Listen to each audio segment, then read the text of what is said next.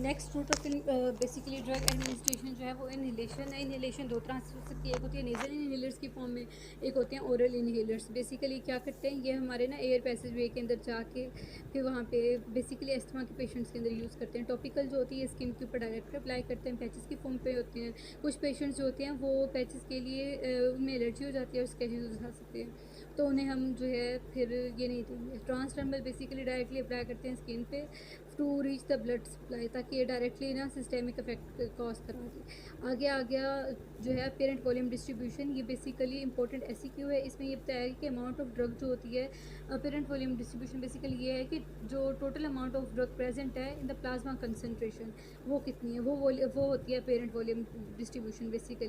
फिर ड्रग की मेटाबॉलिज्म उसी तरह होगी, लीवर के अंदर और किडनीज के अंदर वो इनएक्टिव मेटाबोलाइट्स प्रोड्यूस कर देंगे जो कि बॉडी के अंदर एक्सक्रीट हो जाएंगे।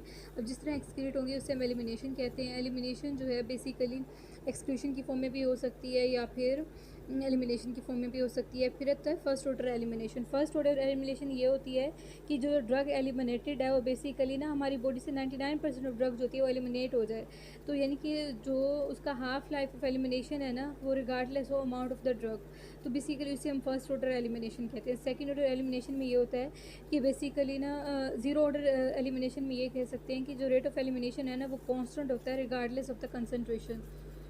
आगे हम देखते हैं कि बेसिकली ना फिर सेफ्टी और एफिकेसी ये नहीं करना टॉपिक्स, और ना बस यहीं पे चैप्टर एंड करते हैं।